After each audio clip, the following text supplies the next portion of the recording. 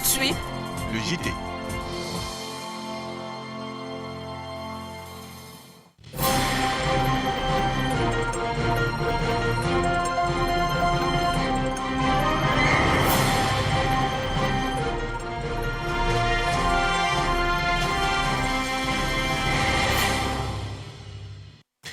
Mesdames, Messieurs, bonsoir. Tout le plaisir est pour moi de vous retrouver ce soir pour cette édition d'information. J'ai le plaisir de recevoir ce soir sur ce plateau d'information d'Electron TV M.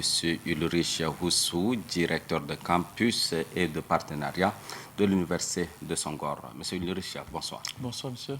Vous êtes au Tchad depuis quelques jours. Vous séjournez donc au Tchad, ici, en N'Djamena, s'il faut être précis. Merci d'avoir accepté notre invitation. C'est moi qui suis honoré. Voilà. Merci. Nous allons parler donc de votre séjour et surtout parler également de l'Université Songor. En seconde partie de cette édition, restez avec nous, chers invités. Merci. À tout à l'heure. Le Tchad se positionne comme l'un des pays d'Afrique centrale avec une économie stable, ce qui se justifie par la diversification de l'appareil productif des sources énergétiques et stratégiques au Tchad. C'est le Premier ministre, chef du gouvernement, ambassadeur Alamay Halina, qui l'a dit lors de la présentation du bilan de l'an 1 du quinquennat du président de la République il y a quelques jours. Je vous invite à suivre un extrait du chef du gouvernement. La nationalisation des actifs de Sceaux au Tchad, une action forte qui avait marqué notre reprise de contrôle sur les ressources énergétiques stratégiques, renforçant ainsi notre souveraineté économique.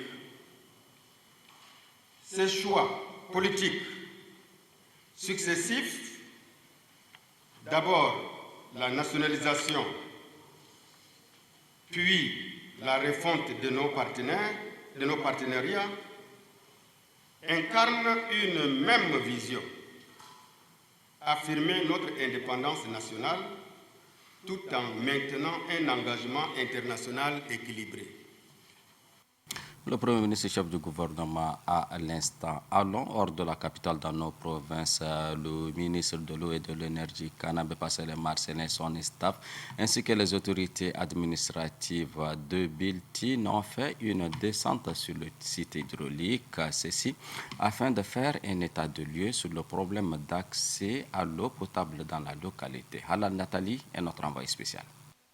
Dans le cadre de la réalisation du projet d'infrastructure de l'eau rurale pour le Wadi Fira et l'Enedi Est, le ministre s'est rendu dans les sites pour le constat. À 30 km de la ville de Biltine, où la première visite s'est effectuée, c'est une visite de prospection de champs captants pour l'alimentation en eau potable dans la ville. Après la descente sur l'ancien site, cap sur le site d'Adiguer, situé à 23 km de la localité où se fait la construction du barrage. Lors des échanges avec les techniciens, le ministre interpelle ces derniers à travailler dans la règle de l'art, car la ville de Biltine est prioritaire en termes d'accès à l'eau pour le moment. Le ministre situe le but de sa visite. Nous sommes depuis hier dans le Wadi Fira pour essayer de voir ensemble avec les techniciens du ministère, avec l'équipe des projets Pierrot, qu'est-ce qu'on peut faire très rapidement pour remonter la production pour l'alimentation de la ville de Biltine. Ça nous a conduit aujourd'hui et ce matin dans le Wadi Fira parce que nous nous sommes rendus compte que le Wadi Fira en général et la ville de Biltine plus particulièrement, c'est une zone à saut. Pour le ministre de l'eau et de l'énergie, dans la même logique, le projet à court, moyen et long terme est en cours de réalisation afin de désaltérer la population. Ce travail doit finir d'ici la fin du mois ou au plus tard le 15 juillet pour qu'on puisse retenir de l'eau en souterrain pour recharger à Diker, qui est à environ 1 km d'ici, qui a 5 pompes. Et donc il y a encore 2 autres pompes qui ne sont pas équipées. Les 2 autres pompes vont être équipées. Ça nous fera 7 pompes. On va aussi très rapidement faire d'autres pompes, recharger cette nappe-là et faire une montée en puissance de production pour Biltine. Après la visite de ces sites, le ministre a fait une visite inopinée dans des concessions pour démanteler certaines installations des personnes véreuses qui empêchent la circulation fluide d'eau dans la ville. Il a également fait des visites dans des endroits où les branchements se font de manière illégale. Très remonté, le ministre met en garde les responsables en charge pour trouver des solutions idoines à ces problèmes, car pour lui, ces stockages ne respectent pas les normes sanitaires et constituent un problème de santé publique. L'affaire de Biltine tient à cœur les plus hautes autorités de l'État. On ne peut pas dire que nos populations vivent bien quand ils n'ont pas de l'eau. C'est hier qu'on s'est rendu compte qu'il y a de la bordel. Et là, nous sommes arrivés, on a trouvé que le gouverneur avait déjà mis un comité technique qui a commencé à travailler. Nous allons renforcer très rapidement ces comités techniques pour que des décisions concrètes soient prises d'abord au niveau local. Il y a trop de pertes d'eau. Le ministre, dans sa politique d'approvisionner la population de Biltine, fait du problème d'accès à l'eau potable son cheval de bataille. Toutefois, la population est interpellée dans la gestion de l'eau afin que la distribution d'eau se fasse de manière équitable. La visite des châteaux d'eau et le local de la Société tchadienne d'eau ont mis terme à la première journée des visites du ministre. Alain Nathalie, restez toujours avec nous puisque le délégué général du gouvernement auprès de la dite province à la tête de la délégation venue de N'Djamena s'est rendu sur un autre site. Le but est de faire une rétrospection afin d'apporter une solution adéquate à la population de la dite localité. Retrouvons donc notre envoyé spécial. Depuis 2 jours, la délégation du ministère de l'eau et de l'énergie séjourne à Biltine, sillonnant les sites hydrauliques, des installations et les champs captants pour trouver des solutions définitives aux problèmes d'accès à l'eau. Ici, nous sommes dans le site Wadi de Wadifira, une localité située à 30 km de Biltine. Ces champs captants étudiés depuis un certain temps par les experts du domaine répondent aux standards et la nappe est bonne. C'est un espoir pour le gouvernement tchadien de résoudre le problème et un ouf de soulagement pour la ville de Biltine et les villages environnants. Aujourd'hui, la machine a été mise en branle et ça a permis de pomper au moins l'eau à plus d'1 heure. Et les techniciens m'ont rassuré que les sondages sont bons. Moi, là, si vous avez remarqué tout à l'heure, j'ai pris de l'eau de ma main pour boire. L'eau est consommable et en ce moment, vous savez que le bétail est venu prendre de l'eau, la population aussi aux alentours, ils sont venus prendre de l'eau. Et l'eau est en train de couler à flot derrière moi. Donc, dans le Wadi de Wadifira en ce moment, on peut dire qu'il y a une très grande probabilité d'eau qu'on peut exploiter pour renforcer déjà le travail qui a été fait avant pour permettre d'augmenter encore le volume de mètres cubes d'eau pour la population de Biltine. L'eau dans cette localité est de bonne qualité. Toutefois, une équipe séjournera 3 jours dans le site du Wadi pour étudier les contours et constater les débits. Le ministère de l'eau et de l'énergie, à travers le projet d'infrastructure de l'eau rurale pour le Wadi Fira et l'Enedi Est, travaille d'arrache-pied pour soulager la peine de la population. Les autorités administratives et locales espèrent dans un avenir proche désaltérer la ville de Biltine. Événement Mandokaou, parlons-en dans cette édition. Une délégation de journalistes conduite par le ministère de la Communication s'est rendue sur le terrain du 25 au 28 mai 2025 afin de constater la situation réelle. Nos envoyés spéciaux Mbaye Semsadok et Berema Djiriambo, de retour de Mandokaou, se sont intéressés à la question de la sensibilisation devenue cruciale dans cette localité. Voici leur reportage. À Mandikao, la vie tente de reprendre son cours malgré les stigmates encore vifs laissés par les violences. Dans une atmosphère mêlée de prudence et de volonté de paix, habitants et chefs traditionnels expriment leur désir profond de cohabitation pacifique. Kaftar Oumar Sali, médiateur de la communauté Falata, appelle à la responsabilité collective. Il exhorte les autorités publiques ainsi que les organisations de la société civile à intensifier les campagnes de sensibilisation au vivre ensemble. Anina ma gambay da gambay kullu ma hawanin na do may khutta fi rasa yqul ayu gambay hawan. L'événement qui s'était passé, nous ne pouvons pas affirmer que tous les gambay sont mauvais. Par contre, nous déplorons le fait que du côté des chefs traditionnels de la communauté, personne ne s'est approché de nous pour qu'ensemble nous cherchions des voies et moyens afin de solutionner les problèmes. Et l'État de son côté a pris les dispositifs sécuritaires pour que ceux qui ont fui les exactions regagnent leur domicile. À travers votre micro, nous lançons un appel au gouvernement de venir sensibiliser la population pour instaurer les vivre ensemble.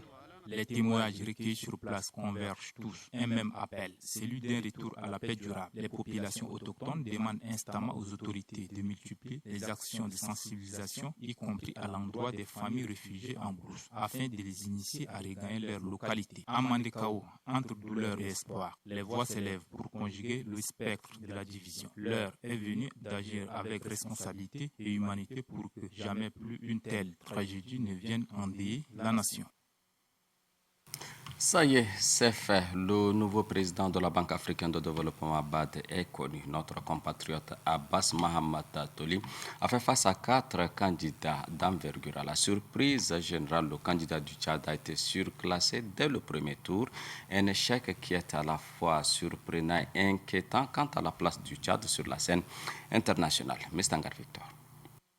Encore une fois, le Tchad perd une place plus importante à la tête d'une institution bancaire internationale. Il s'agit de l'élection du président de la BAD, Banque africaine de développement. Abidjan, capitale de la Côte d'Ivoire, a accueilli les 88 pays actionnaires de cette institution bancaire. Notre compatriote Abbas Mohamed Toli, ancien ministre des Finances et ex-gouverneur de la BAC, s'est mesuré à 4 autres candidats les plus redoutables. Il s'agit d'Amadou Hott du Sénégal, du docteur Samuel Munsele Maimbo de la Zambie, de Madame Badiamboulil Swassi Tchabalala de l'Afrique du Sud et de docteur Sidi Ould-Ta de la Mauritanie. Contre toute attente, le Mauritanien Dr Sidi Ould-Ta a gagné haut la main ce challenge. Abbas Mohamed Toli est éliminé dès le premier tour. Il tient la queue du peloton en totalisant que 0,52%. Dr Sidi Ould-Ta succède donc à ce poste au Nigérian Dr Akinwumi Adesina qui a passé 10 ans à la tête de cette institution bancaire africaine. Mais ce qui interroge le plus dans cet échec de l'ancien ministre des Finances tchadien et ex-gouverneur de la BAC, c'est la place qu'occupe actuellement le Tchad dans la scène internationale. La diplomatie tchadienne est-elle en train de ne plus peser dans la sous-région, voire sur le continent? L'échec d'Abbas Mohamed Toli n'est pas chose isolée. Il vient s'ajouter à la liste des autres compétitions perdues. Il s'agit de professeur Ali Suleiman Dabi au niveau du CAMES, de Adam Younusmi à la SEGNAN et aujourd'hui avec la BAD. Le ministère des Affaires étrangères tchadienne a donc du pain sur la planche, celui de reconquérir la place du Tchad sur la scène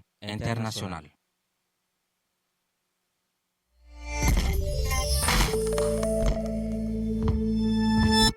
En économie, parlons de la journée de présentation d'échanges avec les contribuables sur le dépôt en DSF en ligne via e-tax ce matin dans la salle de réunion de l'UNAMA, une initiative de la Direction générale des impôts. C'est le directeur général des impôts adjoint Touka Djouma qui a présidé la cérémonie. Le reportage de Mbaïnaji Nicolas.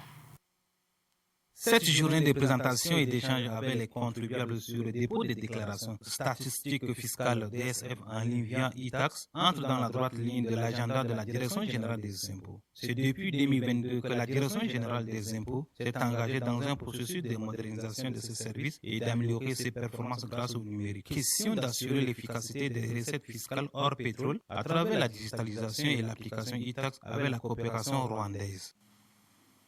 Cette digitalisation des procédures fiscales lancée par le ministre d'État, ministre des Finances, du Budget, de l'économie, du plan et de la coopération internationale, M. Tahir Hamid Ngili, en juillet 2022, intervient en droite ligne de la politique économique et financière du maréchal Ahmad Idriss Déby Itno, président de la République, chef de l'État et clé de voûte de la Ve République. La mise en place de cette application est appréciable, car des progrès substantiels ont été réalisés ces dernières années grâce à l'effet combiné des modules d'immatriculation en ligne, des télédéclarations, des télépaiements, des recouvrements, du contentieux, du contrôle fiscal, aide à la décision et l'introduction de la facturation électronique normalisée. Et il en est de même du portail du contribuable en ligne. Aujourd'hui, encore c'est toujours avec la même ferveur, une grande fierté et un profond sentiment d'accomplissement que je prends la parole pour lancer officiellement les fonctionnalités des dépôts de déclarations statistiques et fiscales des DSF en ligne sur la plateforme e-tax. Cette journée d'échange sur les déclarations statistiques fiscales en ligne via e-tax marque une étape cruciale dans la transformation digitale de l'administration fiscale et la modernisation de ses services aux contribuables. Cette application permet à chaque contribuable de faire son dépôt DSF librement depuis son bureau ou à domicile. Cette innovation simplifie les démarches administratives, améliore la qualité du service public.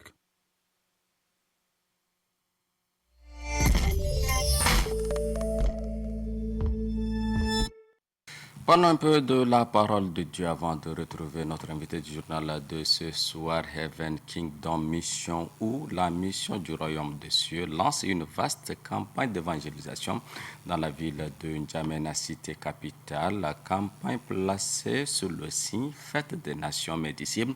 C'est à la faveur d'un point de presque cette campagne religieuse a été lancée. Plus de détails dans cet extrait que nous propose Madjilem Alphonsine. Cette journée inspirée de Dieu est un événement qui se déroulera chaque année le 40e jour après la Pâque. Car c'est au 40e jour après la Pâque, juste 10 jours avant la fête de Pentecôte, que Jésus avait donné l'ordre à ses disciples dans l'évangile de Matthieu, le chapitre 28e, les versets 19 à 20. Allez, faites de toutes les nations des disciples. Ainsi, cette journée réunira le corps de Christ autour d'un disciple de Jésus-Christ qui a fait ses preuves et qui continue à le faire dans le discipulat pour être célébré et encouragé. L'objectif de cette journée est de reconnaître le travail du disciple, de son vivant et de l'apprécier publiquement. La journée internationale du disciple vise à inspirer et à fortifier l'engagement des disciples dans la transmission du message du Christ et la formation des disciples. Aujourd'hui, jeudi 29 mai, le 40e jour après la Pâque, le 29 mai 2025 est le jour du disciple 2025. Nous avons voulu marquer cette journée d'un sceau indélébile afin que le monde entier puisse retenir qu'en cette date mémorable du 29 mai 2025, la journée internationale du disciple est lancée. Cependant, le disciple choisi sera dévoilé et célébré en date du 20 septembre 2025 pour tenir compte du paramètre temps qui n'a pas permis que toutes les conditions soient remplies maintenant, parce qu'il faut que la fête soit belle et à la hauteur de l'événement, mais surtout à la hauteur de notre Seigneur et Sauveur Jésus-Christ de Nazareth.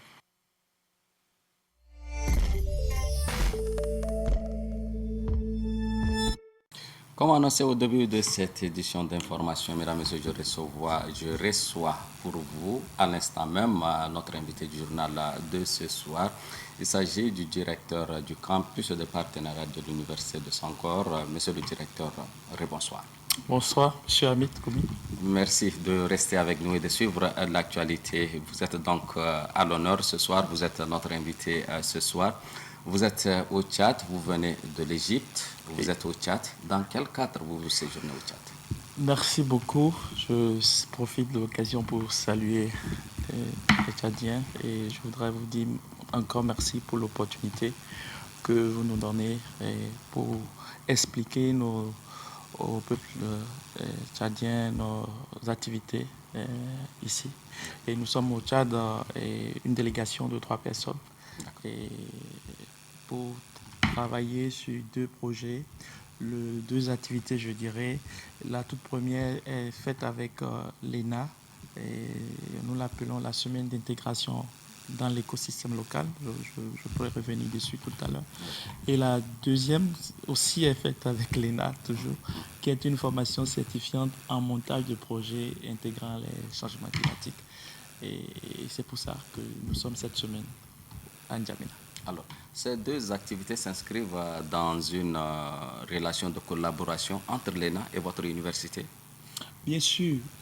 Et on peut déjà aller un peu en arrière et rappeler que l'université Senghor, c'est un opérateur direct de la francophonie. Elle est créée dans les années 90 par le sommet des chefs d'État de la francophonie, avec comme siège social à Alexandrie. Et nous avons comme mission donc de former des cadres africains qui servent sur le continent. Et à partir de cette dynamique-là, vous convenez avec moi que nous n'avions pas, nous ne sommes pas arrivés à satisfaire toute la demande parce que pour chaque recrutement, nous avions plusieurs milliers de candidats. Et donc ce qui va se passer après dans notre dynamique de développement, c'est que dans les années 2012, nous déciderons de développer alors des formations dans les pays et au plus proche des cadres qui ont besoin d'être formés et qui ne pourront pas faire le déplacement vers Alexandrie.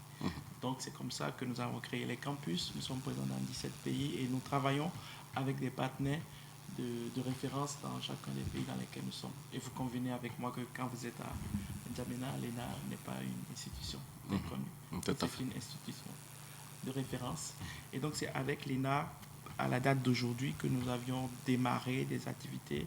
On a des partenariats avec d'autres institutions sur place. Mais c'est avec l'ENA que les activités ont beaucoup plus avancé. Votre université, c'est une université de renom. Vous dites que cela a été créé par la volonté commune des chefs d'État africains au nom de la francophonie. Vous dites également que vous êtes présent dans 17 pays. Voilà. Et le siège est en Égypte. Alors, quels sont les bénéficiaires? Comment vous faites donc votre recrutement au sein de cette grande université? Ça dépend. Le recrutement, il faut le situer à 2 niveaux. Pour le siège, ce n'est pas le même public que nous adressons. Pour le siège, nous adressons un public de Bac plus 3, des gens qui ont la licence et qui ont une année d'expérience professionnelle. Et pour le recrutement, ils font un concours. Et à partir de ce concours, nous offrons 120 bourses à la date d'aujourd'hui pour ceux qui sont arrivés à cocher les critères d'être boursiers. À côté, nous laissons aussi la possibilité à des personnes qui cochent aussi des critères que nous appelons des non-boursiers. Mais à ce niveau, la formation ce n'est pas juste de dire que c'est un non-boursier parce que la formation elle est partiellement prise en charge aussi. Quand vous regardez ce que nous offrons, notamment en type d'hébergement, les frais de vie, l'assurance santé, le repas et tout ce que nous offrons en termes de bourse. Ça, c'est l'offre sur le site principal qui est à Alexandrie. Par contre, dans les sites délocalisés, ce que nous appelons aujourd'hui ce que nous appelons les campus, dans les 10 autres pays, avec une trentaine d'institutions partenaires que nous appelons les IPF, les institutions partenaires de formation. Ce que nous faisons, c'est un appel qu'on fait et à partir de là, les gens se postulent et on étudie les dossiers et à partir de cette année, par exemple, et pour la rentrée de septembre 2025, nous allons faire un test d'aptitude au master de l'Université Senghor, le TAMUS, qui va permettre aux gens de montrer leur niveau et après, il y aura une étude de dossier. Et ça, c'est les formations que nous développons sur les sites comme les formations que nous développons à l'ENA. Et le 2 juin prochain, nous aurons une campagne de recrutement pour la rentrée de septembre 2025. Le Tchad est l'un des pays membres de la francophonie également. Aujourd'hui, vous êtes là, au Tchad. Vous marquez donc votre séjour ici au Tchad, justement, dans le cadre de vos activités. Est-ce qu'on peut s'attendre un jour à ce que l'Université Senghor ait une branche ici en N'Djamena? Déjà, elle est là, la branche. Oui. Ce que nous faisons cette semaine à l'ENA, c'est la branche de l'université qui est au Tchad. Nous ne développons pas des murs physiques. Notre approche, c'est de consolider les partenaires, les capacités des partenaires nationaux. Et notre approche aussi, c'est de ne pas concurrencer. On n'offre pas des formations qui existent déjà dans les universités nationales. On vient avec une démarche d'analyse de besoins, nous identifions le gap, on essaie de regarder avec qui nous pourrons avoir le plateau technique un peu plus proche de ce que nous attendons en termes de standards techniques pour faire de la formation. Et avec ce partenaire-là, on déploie la formation. Ce que nous venons de faire au Tchad cette année, et cette semaine, je dirais, c'est de nouvelles pratiques que nous transférons à l'ENA. Oui. Et ça, ce n'est pas promis, c'est fait déjà. On était tout à l'heure à Radisson Blu avec des autorités tchadiennes et avec des institutions tchadiennes qui nous ont accompagnés dans cette semaine. Et ce que nous avions fait, en réalité, elle est très simple. Nous avions fait de la formation en sortant des murs de nos classes et en allant vers les institutions pour montrer à nos étudiants les réalités de la formation, pas théorique, mais la réalité des entreprises, pour qu'ils puissent l'intégrer et acquérir du savoir devenir. Lorsque vous rentrez une fois dans une salle de conseil des ministres, ça peut vous donner envie d'être ministre. Donc c'est un peu ce que nous avions fait. Et je n'ai pas le sentiment que ces choses-là c'était fait avant que nous n'arrivions sur place. Donc on essaie de développer de l'innovation pédagogique, de transférer et de ne pas être celui qui doit être là tout le temps pour le faire. L'année prochaine, peut-être, c'est notre partenaire local qui aura la possibilité de pouvoir le faire. Et donc on est là. Et on développera d'autres. Actuellement, on est là avec une seule offre de formation, management de projet et programme. Et probablement, il y a une demande forte. Et quand l'ENA nous a demandé sur le changement climatique, on a répondu. On a fait une formation certifiante. Et donc, il y aura d'autres réponses suivant le besoin qu'on aura. On ne fait pas les formations parce qu'on voudrait les faire, on les fait parce qu'il y a un besoin. Lorsque le besoin n'est plus pertinent, on se retire et on accompagne. Mais ici, on accompagnera. Monsieur le directeur, je retiens de votre intervention que vous recrutez déjà à partir de la licence. Alors, sur les campus, ce n'est pas la licence, c'est le siège qui est la licence plus bac plus 1 an. Sur les campus, nous recrutons des gens qui ont au moins bac plus 4 parce qu'il faut une formation qui leur permet d'avoir un master. Si c'est pour les formations de master, si c'est pour les formations certifiantes, c'est encore autre chose. Très bien. Alors, quels sont vos domaines de formation? Dans quelle filière de façon concrète vous formez ces cadres africains? C'est encore à différencier les deux niveaux. Sur les campus, c'est à la carte. On fait une étude et je donne un exemple. Ici, on est sur du management de projet, des programmes. Au Bénin, on est sur du management de projet international. Au Cameroun, c'est le Maïtena. Et en RDC, c'est la gouvernance et le management public. D'une manière générale, sur les campus, c'est à la carte. Mais toutes ces formations se retrouvent dans 4 groupes, ce que nous appelons les 4 thématiques que nous portons, sur lesquelles l'offre est ancrée. C'est le management, comme vous l'entendez, c'est la culture, avec toute la dynamique ICC. Derrière, c'est la santé, avec toute la dynamique One Health et qui va avec, santé et nutrition. Et à côté, nous avons l'environnement avec tous les éléments en lien avec les changements climatiques et l'actualité de cette thématique ici et ailleurs. Et à la fin, nous avions donc le 4e que je citerai après management, culture, environnement. Je dirais donc, et je crois qu'il y a un 4e que je suis en train d'oublier, mais que je ne dois pas oublier. J'espère que c'est la communication. Voilà, non, la communication était dans la culture, mais quand je refais l'élément, je peux vous dire, c'est management, c'est santé, c'est environnement et c'est culture. En fait, je l'avais dit les 4. Je cherchais un 4e qui n'existait pas. Alors que c'est déjà dit. Voilà. Et donc, pour compléter, je dirais aussi que Aujourd'hui, il y a des nouvelles thématiques, notamment la mobilité urbaine. Il y a de nouvelles thématiques. Aujourd'hui, c'est la gestion globale des risques, qui sont des thématiques à côté avec des partenaires thématiques que nous avions, qui nous aident à pouvoir les développer. Je pense notamment à Kodatu, qui nous aide et je pense aussi à l'Université de la Mer, et qui est sur la thématique de l'économie bleue.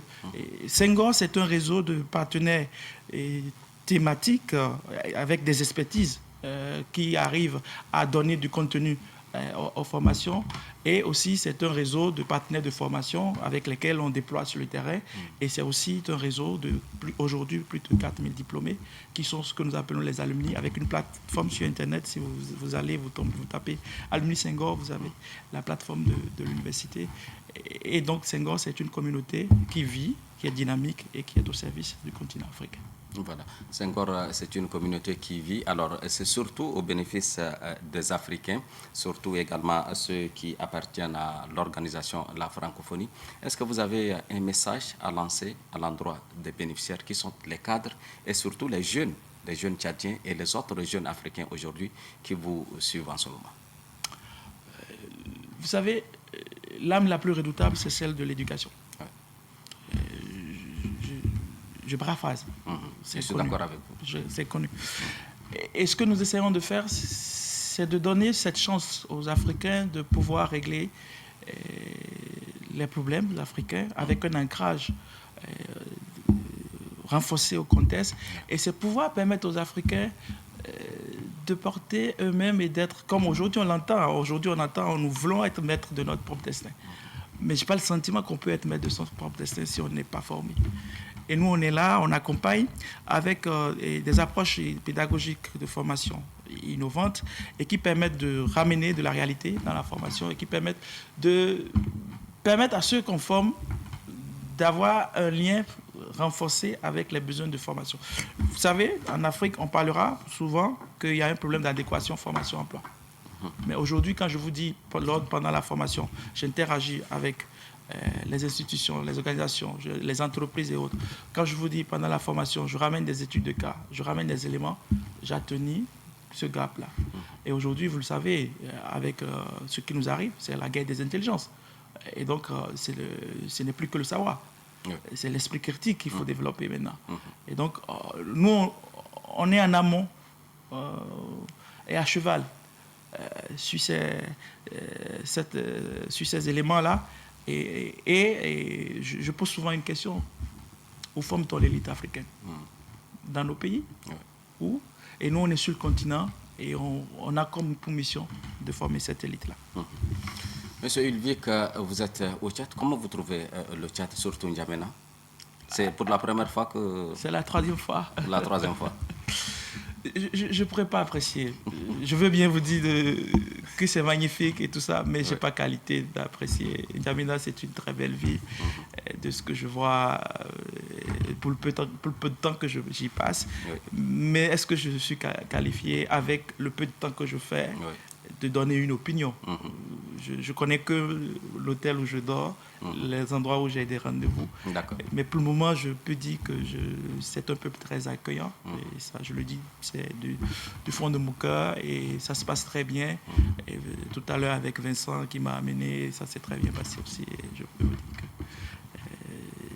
je pars bientôt, mais je n'ai pas envie de partir, mais je dois partir. Monsieur le directeur, vous avez eu une journée bien chargée du côté de l'ENA, ensuite du côté de l'hôtel Radisson Blu. Vous êtes venu quand même à répondre à toutes nos questions. Il ne reste plus qu'à vous remercier pour votre disponibilité. C'est moi. Voilà. C'est moi. Merci. Le plaisir est partagé. Mesdames, Messieurs, c'est la fin de cette édition d'information. Merci pour votre fidélité. Restez toujours en compagnie de nos programmes. À demain, Inch'Allah.